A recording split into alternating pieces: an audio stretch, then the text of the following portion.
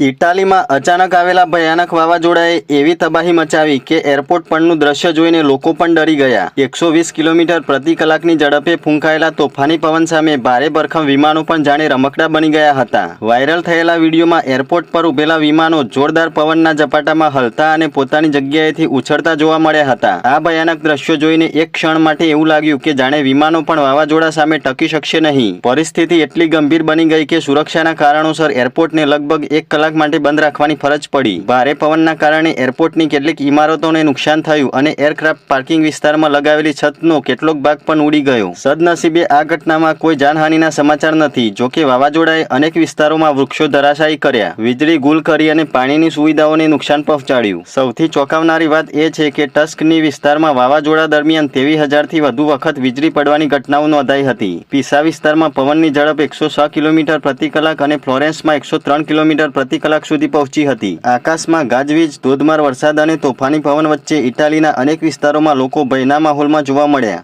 Social media પર viral થયેલા આ દ્રશ્યો ખરેખર બતાવે છે કે કુદરત જ્યારે રૌદ્ર સ્વરૂપ ધારણ કરે છે ત્યારે તેની સામે માણસ અને મશીન બંને કેટલા નબળા બની જાય છે।